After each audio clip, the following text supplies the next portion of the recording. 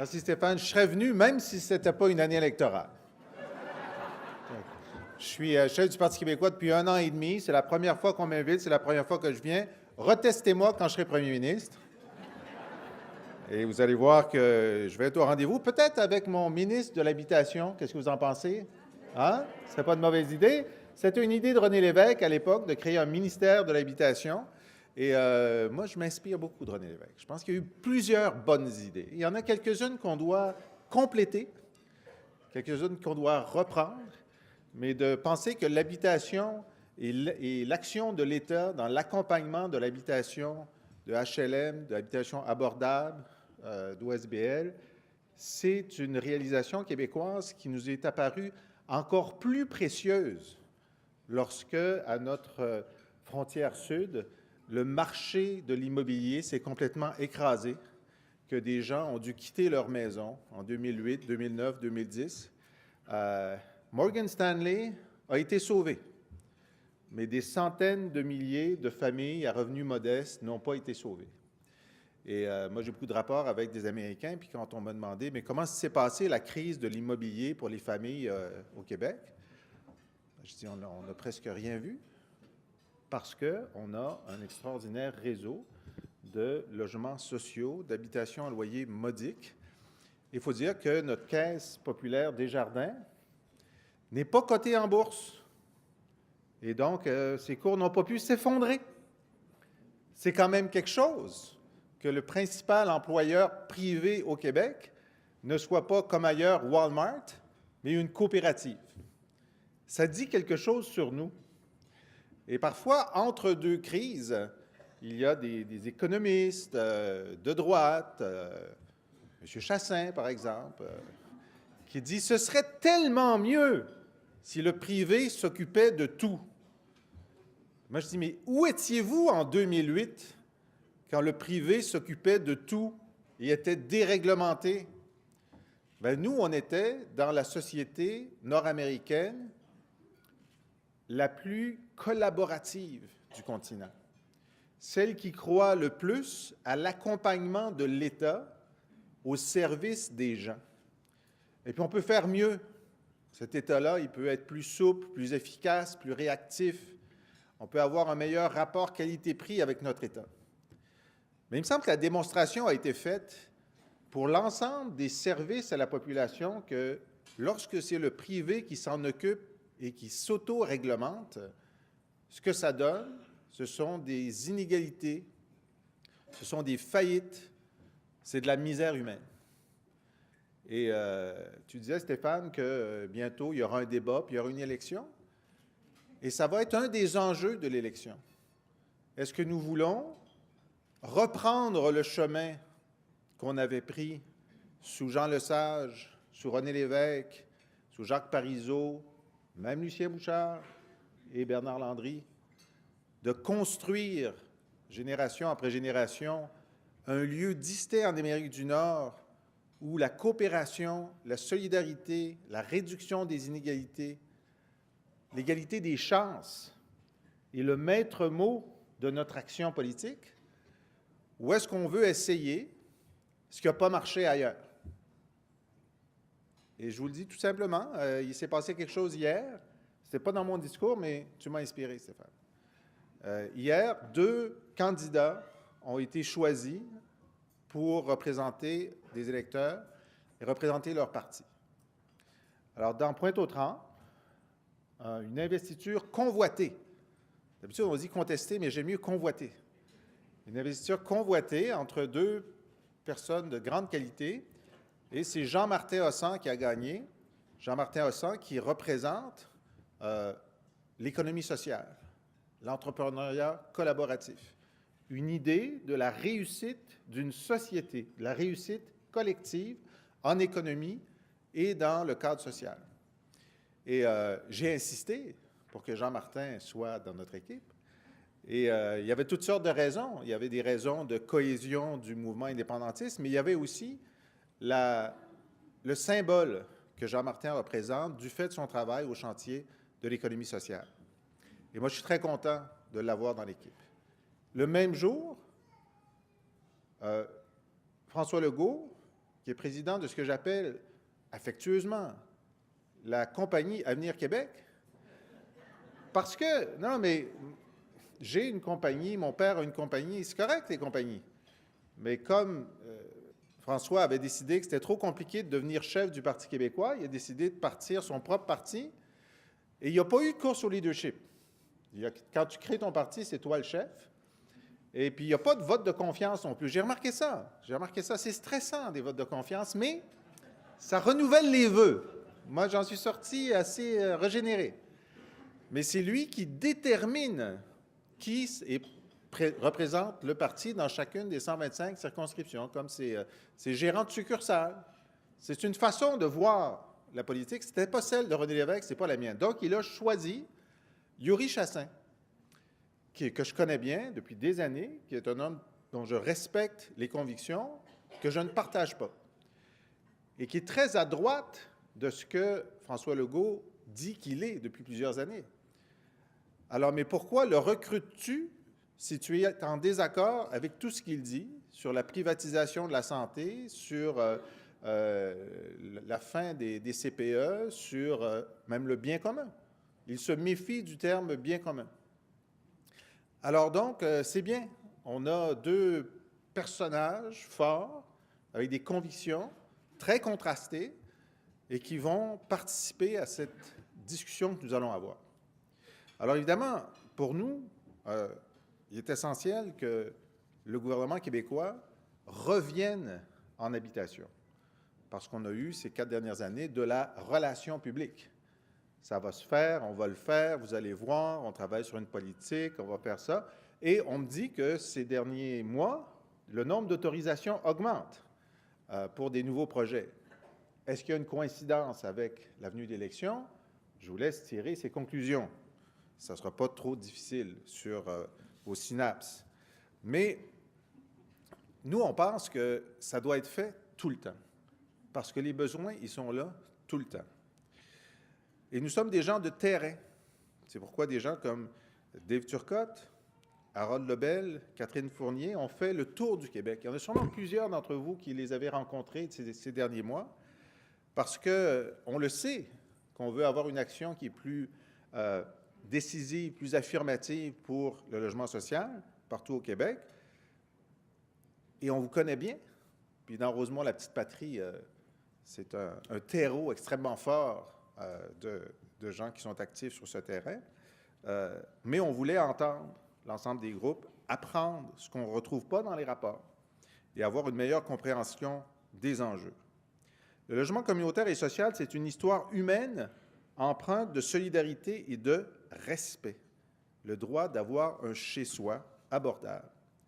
Vous contribuez à lutter contre la pauvreté, à créer des emplois et vous donner des services à la communauté. Moi, je dis souvent à ceux qui ne reconnaissent pas à leur juste valeur l'impact de l'ensemble du tissu communautaire au Québec, s'il fallait que ça disparaisse d'un jour à l'autre, il y a des centaines de milliers de Québécois qui tomberaient immédiatement dans la pauvreté et dans l'isolement. Immédiatement. Le tissu communautaire québécois est un des piliers de la qualité de vie québécoise. Il faut le reconnaître comme tel, respecter son autonomie et accompagner son développement. Ce n'est pas quelque chose qu'on a en plus du reste. C'est quelque chose qui fait partie de l'architecture de la qualité de la vie québécoise. Vous permettez à des milliers de personnes, souvent vulnérables, de retrouver une stabilité, d'avoir un appui solide. Le jeune résident du squat Basseville disait « Le squat est devenu une famille pour moi. On se soutient tous. Je me sens en sécurité dans mon logement. Là, je n'ai pas peur. » Ce qui voulait dire qu'avant, il avait peur. Vous êtes un bouclier contre la peur. J'aurais pu mentionner le Mimosa du quartier à Gatineau, le Centre d'amitié autochtone de Val-d'Or, les habitations du Centre multiethnique de Québec. Chaque OSBL d'habitation a sa propre histoire et peut témoigner de vies transformées, de dignité retrouvée. Mais pour réussir, ça prend un gouvernement qui considère les OSBL d'habitation comme de véritables partenaires.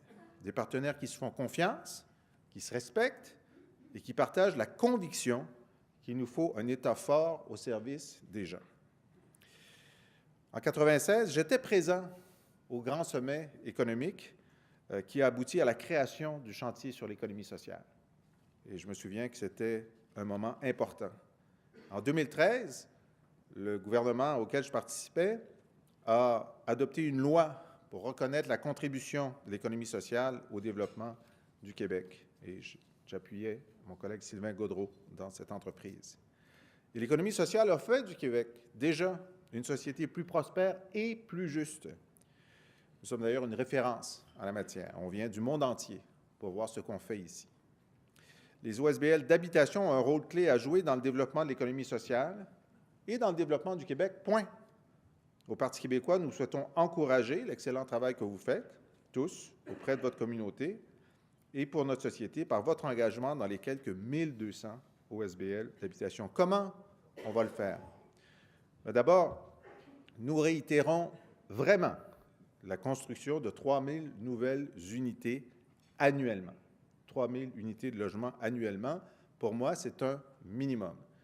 Et si le gouvernement fédéral en ajoute 1800 à 2000 par année, ce sera en plus. Ce ne sera pas à la place, ce sera en plus. Nous réclamions déjà un réinvestissement massif dans les programmes d'habitation. La non-révision depuis 2009 des coûts maximaux admissibles fait peser un poids financier de plus en plus lourd sur les porteurs de projets et explique les retards de certains projets, voire leur annulation. Il faut indexer, on s'y engage, les coûts maximaux admissibles afin de permettre le développement des OSBL et qu'on n'ait pas ce débat-là à tous les 3 ans. Depuis combien d'années ça n'a pas été indexé? La seule bonne réponse, c'est depuis l'an dernier. L'indexation doit couvrir l'augmentation réelle des coûts. Sinon, on n'y croit pas vraiment. Sinon, c'est une façon de ne pas le faire. On veut également bonifier le financement à l'unité pour les grands logements afin d'en favoriser l'inclusion dans les projets et ainsi de mieux desservir les familles. Vous vous souvenez peut-être, lorsque j'étais ministre de la Métropole, une des grandes discussions que j'avais lancées, c'est Montréal égale famille, comment faire en sorte d'améliorer la rétention des grandes familles, des familles sur l'île de Montréal, et ça passe par la disponibilité d'habitations qui leur sont adaptées. On veut ramener l'aide à l'amélioration de l'habitat à son niveau de 2013-2014, parce que la diminution de 95 % de ce budget a empêché des milliers de personnes aînées ou handicapées à recevoir de l'aide nécessaire pour adapter leur domicile. Nous allons nous assurer que le Québec gère lui-même ses programmes en habitation. On va continuer à essayer de le faire. On va dire, oui, mais le fédéral ne veut pas. C'est vrai. C'est vrai. Mais il ne voulait pas que le gouvernement du Québec gère ses politiques de formation de la main-d'œuvre. Il ne le voulait pas sous Jean Lesage, qui était le premier à le demander, sous Daniel Johnson, Jean-Jacques Bertrand, Robert Bourassa, René Lévesque, Robert Bourassa, Jacques Parizeau, et sous Lucien Bouchard, on l'a eu. Il faut toujours garder espoir.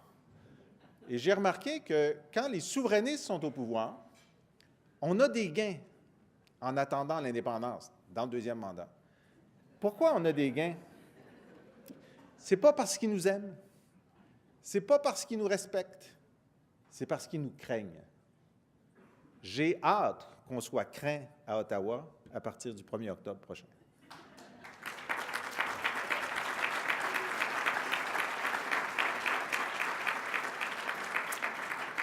Parce qu'il faut qu'Ottawa comprenne que nous sommes les mieux placés pour gérer ce qui se passe sur notre territoire.